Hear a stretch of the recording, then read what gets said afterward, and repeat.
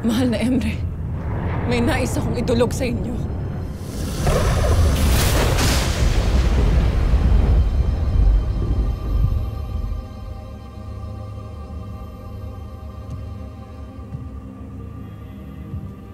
Kailangan maganap ang naktakdaan yan. Ito ang bugna ng Encantadia. Hindi ito bugna, mahal na Emre. Isa itong panining lang sa aking kapatid. Sapagkat inilihim sa kanya ang totoong dahilan kung bakit kailangan nilang manirahan sa mundo ng mga tao. At isa rin itong pagtataksil kay Akil na matagal nang naglingkod sa Encantadia. Ito ba ang gantimpala ng kanyang katapatan? Mahal na Emre, nagmamakaawa ko sa inyo. Sa inyo na sinasamba ng lahat ng tapat na Encantado. Gamitin niyo ang kapangyarihan niyo upang ikutin muli ang panahon. Ibalik niyo si Gaia at Akil sa Encantadia. Reyna ng Lirayo, kung hindi mamamatay si Akil, hindi makikilala ni Danaya ang mortal na si Teo. Kung walang Teo, hindi maisisilang si Terra. Kung walang Terra, mawawasak at mawawala na rin ang Encantadia. Ngunit bakit si Gaia, mahal na Emre? Na isa lamang paslit.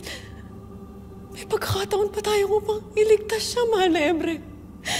Bigyan niyo ng babala ang aking kapatid sa kanyang panaginip upang magkaroon siya ng pagkakataon upang iligtas ang aking hadiah.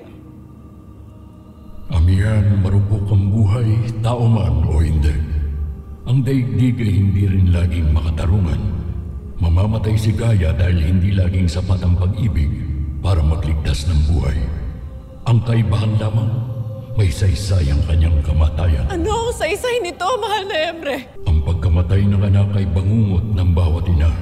Ngunit mula sa bangungot na iyon, matututo si Danaya ng habag. Matagal nang mahabagin ang aking kapatid. Anong habag bang kailangan niyang matutunan? Paumanhin, mahal na Emre. Ngunit hindi na kailangan ni Danaya ang aral na ito. Ito'y aral din para sa lahat ng mga nabubuhay at gaya mong hindi. Lalo't nakatakda na ang pananakop ni Mitena. Kung ganon, si Mitena na lamang ang wasakin niyo.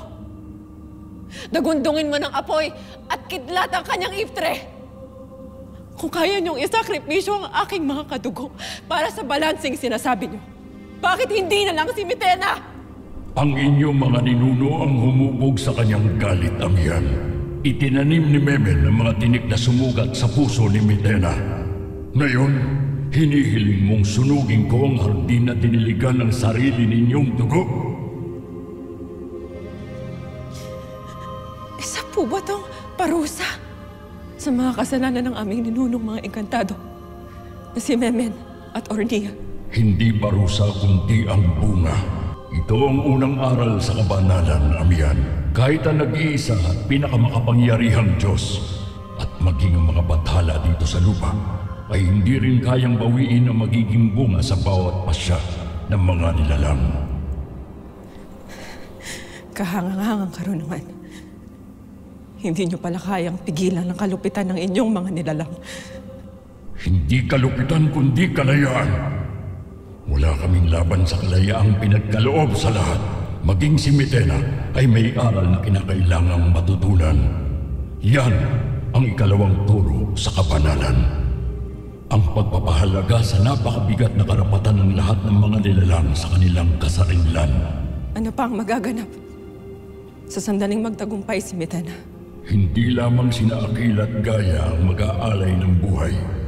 Kaya't ihanda mo ang iyong puso, Amihan.